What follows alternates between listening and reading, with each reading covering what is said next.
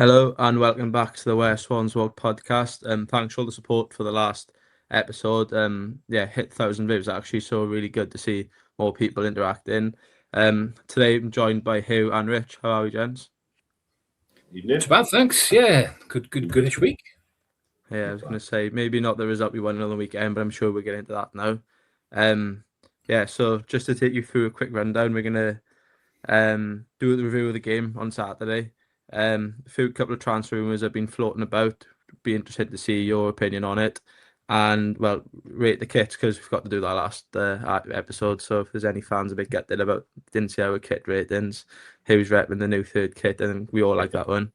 And then big debate at the end. Then what do you think? Hey, what do you think of the game on Saturday? Yeah, it was a frustrating one, wasn't it? Wasn't a classic. I thought we were solid at the back. We limited them to one decent chance, which I think deflected onto the bar anyway. So defensive-wise, I was fairly happy, especially when we had Stephen Welsh starting his first game as well. I thought the final third, we looked like rabbits in the headlight. We just couldn't finish off anything. I thought the wingers looked scared every time they got near the box. They just either made the wrong choices or couldn't execute it. And then just Vippy didn't get any service. Idah, didn't get any service. Or when he came on either. So not quite going to overreact like half of Swans Twitter has done. I think if you said 4 points after these two games at the beginning of the season, you probably would have taken it. So not the worst result, but not a great game. Yeah, I think you're spot on. I think if somebody had said before you'd have got a point away at Stoke and won the home game, I think you'd have taken that, wouldn't you, at the start of the season? Yeah. So I don't think it's the worst thing. Rich, what would you make of it? Yeah, I think you hit the nail on the head there. 4 points from 6. You know, if we'd flipped that around and said point to Stoke, 3 point, nice convincing win at home, we've all been happy. But yeah, just the final third, like you say, it was fits and starts, wasn't it? It was lack of a cutting edge. Did we really need to play two sort of holders at home? No. Like, it's the debate of, it's worked away. And both Stamenić and Fulton did both play very well last week. But did they need to play so deep? Just as a new player, he looked a little bit out of sync as well. Yeah. I didn't really see much of him. And like Hughes said, the two wide guys just didn't have that quality in the final third, really. They didn't really make good decisions. And I think that affected their confidence as well, We flipped it round. Eom came on. He had that one really good run, didn't he? And he put the ball perfect spot, but there's no one there. So that's kind of, we need to commit numbers in the box and be a little bit more positive when we're attacking going forward. But yeah, defensively sound. And yeah, I think just move on to next week now and just see how it goes. Yeah, obviously, Ross Stewart made his debut for the Swans on Saturday. What did you make of his performance, boys? He didn't get to do a lot, I didn't think. I thought he made some couple of good runs, but the service just wasn't there. But I mean, he only came on for 20 minutes, I think. So excited to see what he can do. Didn't get really enough chance to see anything of him on Saturday. But I think he's going to be a big player for us this year. He's got a lot of talent, that's for sure, especially if he stays fit. I think as well, we have got quite a short side, and he looked a bit of a presence, really. I haven't really seen him much of him up close and personal. And he came on, I thought, there we are, set pieces. This is going to be something different. Yeah. And it's positive stuff having three strikers. Unfortunately, when we're not creating for them, not so good. But, at least there's potential there to be decent now in a couple of games where everyone gels together, I think.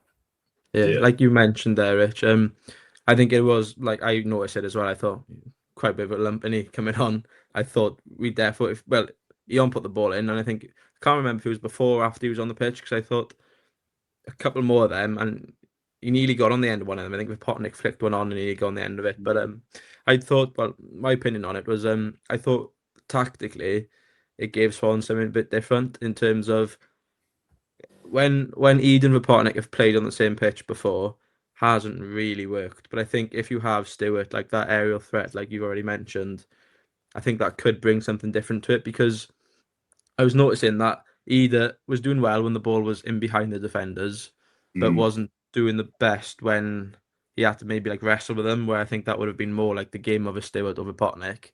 And I think when both players are on then, both strikers are on at the same time, I think as a defender then you've kind of got to make a decision of which one you go and mark, because obviously then it could potentially leave another man free. So I think it was nice to see, actually. I thought two big strikers up top. It was quite nice.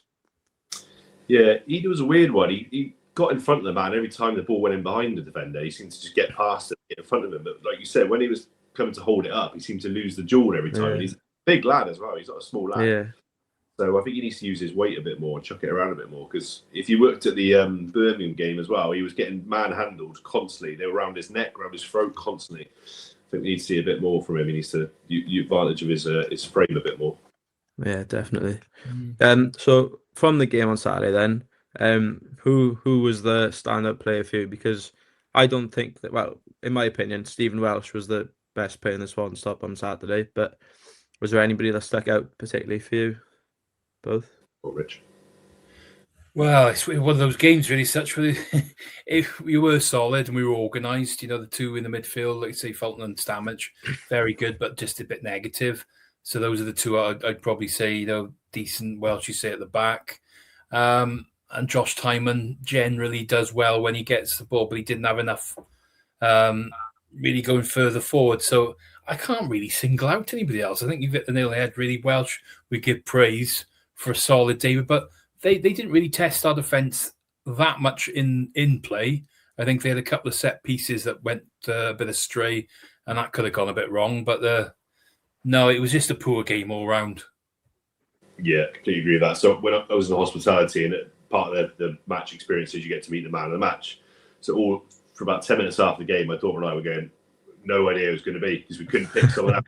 Turned out it was Philip Lisser came up. Yeah. And but I thought he was good. He was solid. Yeah. Didn't go wrong. But like you say, Rich, no one put their head above the parapet to stand out. But he said some interesting comments, I thought, in his post-match interview as well. He said that, we still got quite a few new players. We're still finding our rhythm with each other and gelling. So I thought that was spot on. I thought we have had quite a big turnover of new players coming in. And I do think we'll click, and I think we're going to put some teams away and give them a hiding at some point. Yeah, no, I agree. I think, to be fair, with Lisser, maybe one of the reasons he had it was because he had to play in two different positions. Yeah. When Kabanga went off, I was really worried, to be honest, because I thought this is the typical Swans way of losing 1-0 now against a Chris Wilder team, because I'm sure you'd agree, I didn't think they had any standout players, Sheffield United. No. Yeah, Bamford was quiet. I thought we kept quiet. It was exactly what I was expecting from a Chris Wilder team. And I think a lot of people have tipped Sheffield United to struggle this year because I think they're up against maybe a couple of potential point deductions as well. Yeah. So, yeah, I thought, well, because when the team came out, I noticed that obviously they've sold Gustavo Hamer back to Coventry, haven't they? So I was a bit glad he wasn't playing because he's probably one of the better midfielders in the division when he's on his day. And then they still had, like you said, like Bamford, McGuinness as well, who used to play for Cardiff. It's not like they've spent peanuts on these players. They've spent quite a lot of money on the players they had. So I was a bit worried when Lisser went to centre-back. But a lot of people on Twitter seem to think that's his best position anyways. He did well. Yeah, he was solid. He didn't look so out maybe that's something leading on to obviously the Kabanga injury. Hopefully that isn't going to affect us too bad. But I think we would have been in the market for centre back with the Cameron Burgess injury anyway. So I think we definitely need to bring somebody in now. Yeah, we need two at least, I'd say. We need two defenders because if we play Lisser at centre back, then we've either got to play Key at right back again, where we spent last season worrying about that position. We finally got a solid right back, or it seems a solid right back, and then we move him to centre back. That means we need to get a right back as well. So I'd be happy to get two centre backs in and keep Lisser.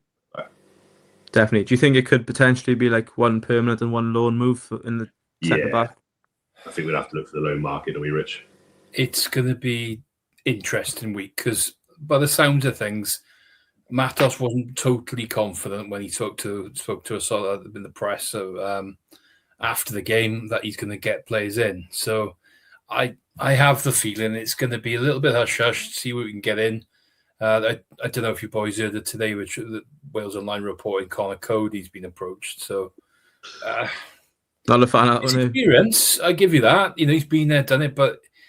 Is that really what we're looking at the moment? Or can we not stinks with the Ryan Bennett signing a few years ago, doesn't it? Yeah, I'd like us to make a statement signing, to be honest, in this position now. Forget about spending too much on the other positions now. We've strengthened there. Put a bit of money where your mouth is. Get someone in to be that centre half that's going to start. And, if you do that, that shows that Cabango and Burgess, when he eventually comes back, and Welsh, that they're going to have to play to a certain standard to get in the team. At the moment, Stephen Welsh and Ben Cabango are going to turn up the work and go, well, I'm playing, doesn't matter what happens, you know? Yeah. It's all about challenge positions. Yeah. No, I agree. I think, to be honest, I think it was a similar case for our wingers last year. I think because Ion and Ronaldo, and well, obviously Nusa was injured, there was nobody else to play, so there wasn't like anybody pushing for their positions, and they didn't. Not necessarily that they didn't have to perform at the highest level, but like you said there, Rich, they can just stroll in and know if they make a mistake, they're going to be starting next week. And I think that's a perfect example for the centre backs, because I think even if Burgess didn't get injured or Cabango, I think centre back would have been the position we would have looked at next to strengthen well, maybe and a midfielder as well.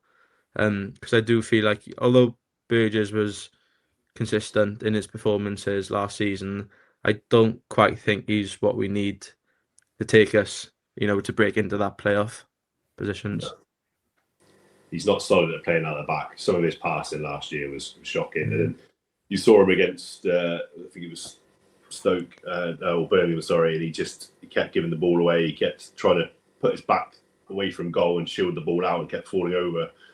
He just didn't look good at all against Birmingham. I was worried, to be honest with you. The only problem is you've got a week to go in the window, realistically, to get the kind of player I'd want with a bit of experience in the leagues and whatever else. There's no chance you're going to do that in a week. The teams aren't going to get rid of those players unless it's just like astronomical money, So it'd be abroad. So then you're getting a player who needs to settle, time needed. It's hard work. So that's why we are down the loan route. So it is a bit of an issue. But I just have a gamble, just see what's there. Are there any players like specifically you have in mind, Rich, or is it just that type of player? I think that type of player, because you don't know who's been shuffled about. Yeah, but have a look in some of these Premier League sides who are sort of knocking around in the bottom sort of half of the table. They just brought in signings. They're spending 20 million, 15 million left, right, and centre. There's guys that might have gone up from some of the promoted side that are probably not going to get any game time now. So and, they've already got the experience of going up. Can we just put a bit of an ambitious loan or purchase in and just try and ruffle the feathers, and you wouldn't have a player you wouldn't have expected to have had? Yeah, no, I agree. That's what we signed Jamestown Analytics for as well, isn't it, right? To go and find these players for us. So I think we need to trust in them that they can do their job and have a look, see who's out there. And I think we're going to have to get one loan. I think we need a signing statement, like Rich said as well. But I think a loan centre back, maybe, some youth player from City or somebody, one of the big teams that wants some game time, needs to go out on loan. Yeah, it's always helpful. I was going to say, I wouldn't mind a similar situation to what happened with Mark here a couple of seasons ago. Exactly. I wouldn't mind that type of player where I think, especially with Cabango, because he obviously is the captain, he's going to be that right centre back for the majority of the season. I think you need somebody maybe a bit more mobile than him next to him, because I think when him and Burgess play, that's what I do really worry them, because it's not the quickest, let's say. They're good at defending the box. I'll give them that. If crosses are coming in, they can get rid of it. But when we're on the counter attack, there's a lot of goals Swans conceded last year, I think, from having no pace at the back at all. Yeah, not the most dynamic, are they? No. Okay, then. Well, that's the game on Saturday and a couple of transfer rumours. We're going to head on to the kits. So, obviously, the Swans have brought out 3 kits now. The home kit is white with copper stripes going down it. The away kit is probably the best Crystal Palace kit I've ever seen in my life. And then the third kit then, who's modelling for us today, is an absolute beauty, I think. Yeah, it's my favourite. Rich, what do you think? Oh, well, okay. The home kit, yes, it's all right. It's okay. I'm not jumping about it, but I can live with it. It's what you got to see every week. It's okay. I'm not the pinstripes. Yeah, they don't really set me alight, but the away kit is a monstrosity, I'm afraid.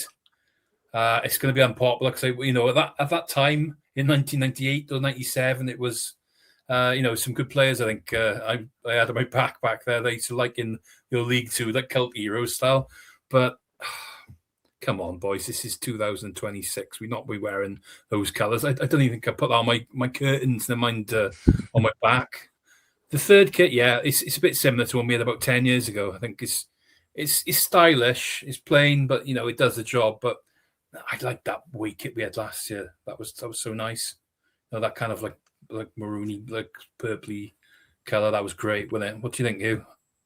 Yeah, I agree with you on the away kit. I wasn't as wowed as everyone else was. I thought it's nice, don't get me wrong, and I would wear it, but I haven't bought it. The home one, I actually think is probably the nicest home one we've had in sort of 5 or 6 years. Up Really? close, it looks a lot nicer than people gave it credit for.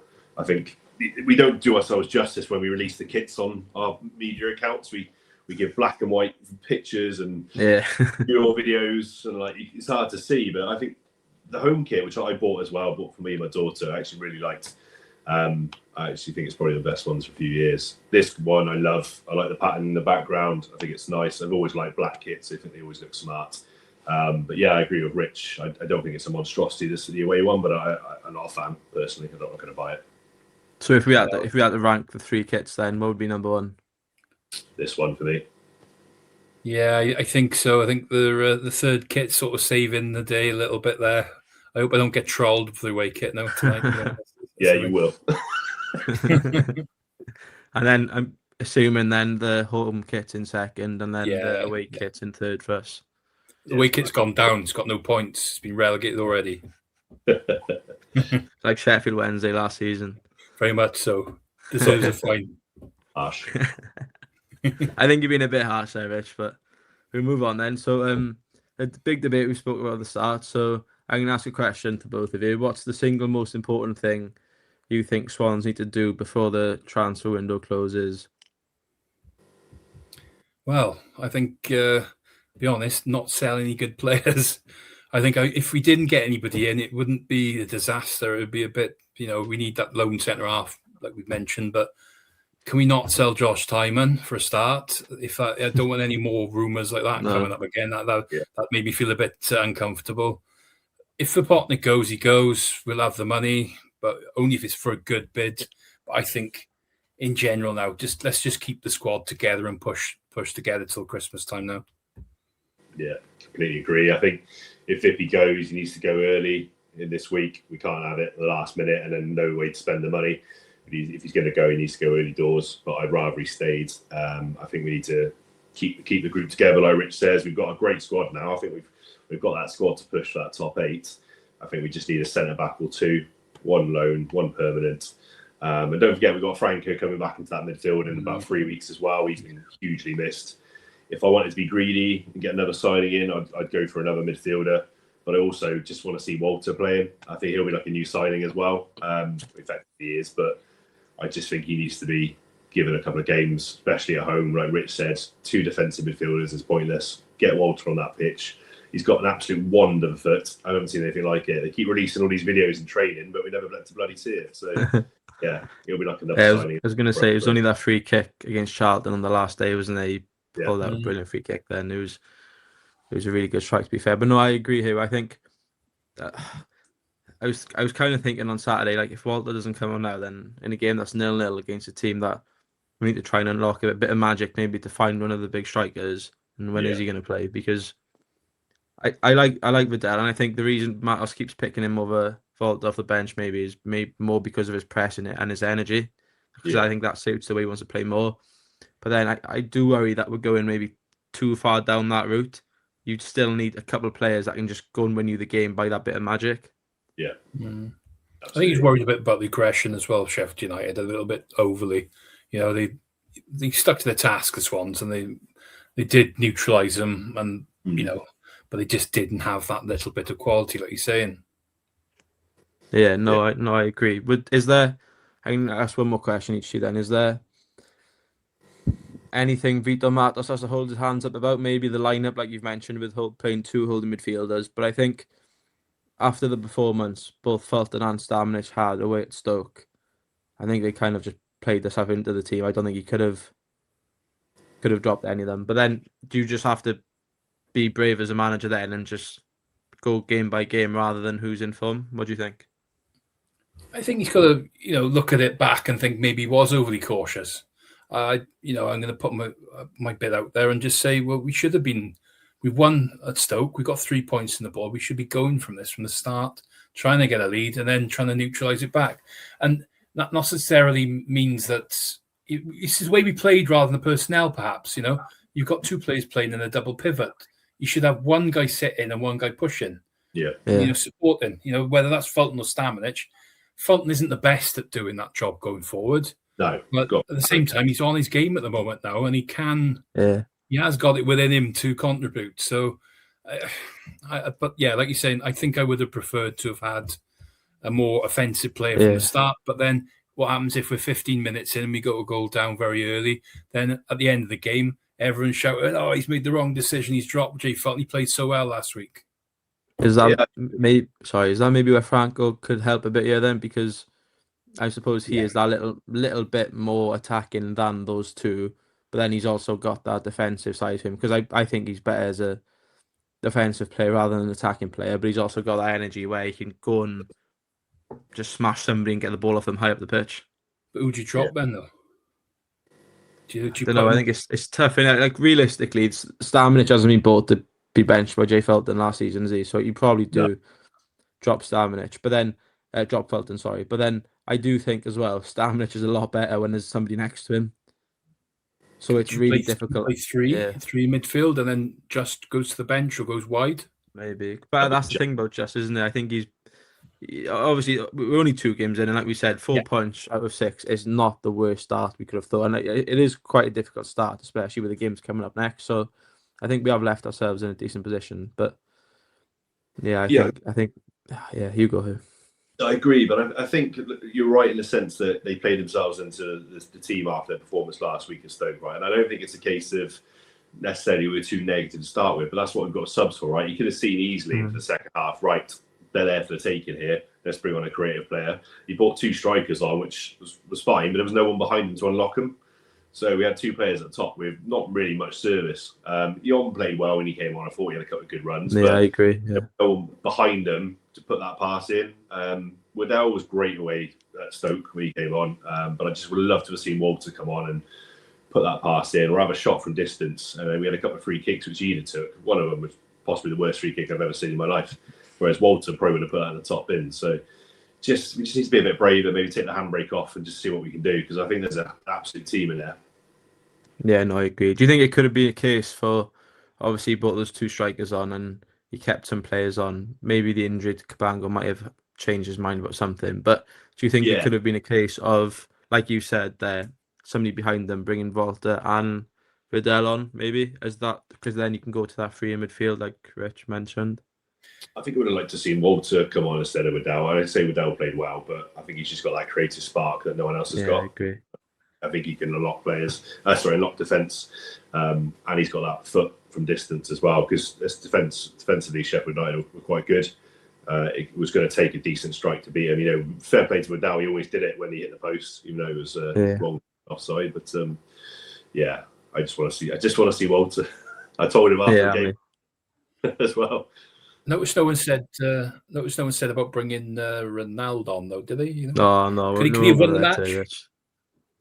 But he might be. I was thinking. I was speaking to one of my mates. Obviously, like Eom as well. Now he looked like a different player coming on. Maybe because they've been dropped.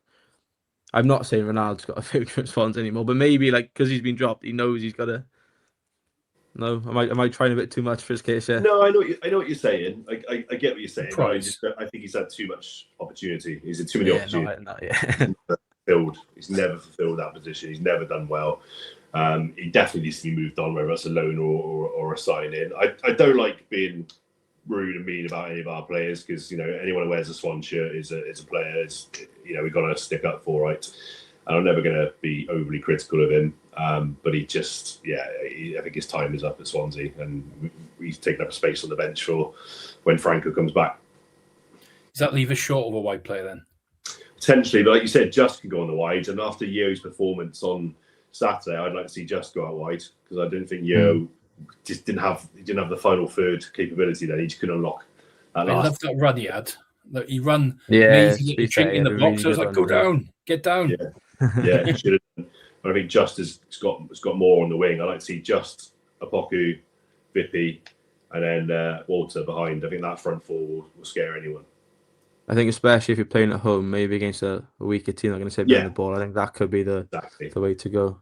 Yeah, Well, so close to having probably like 20-goal season if he's just a little bit more clinical in that thing. You can see if he just made a decision at one point, he had a good chance to have a snapshot, get the ball, take it down, have a shot.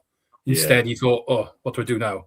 If he'd just had a little bit of confidence, that would have gone in, and that would have been 2-2. I can see he could build on that and a bit of a run there.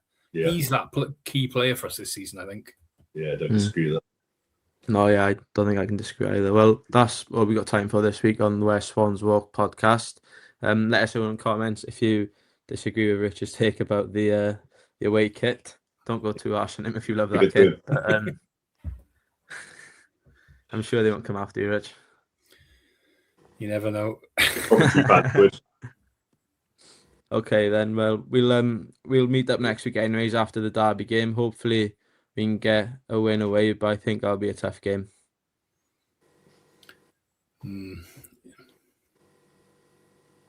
Okay, then we'll leave it there then. Thank you, boys.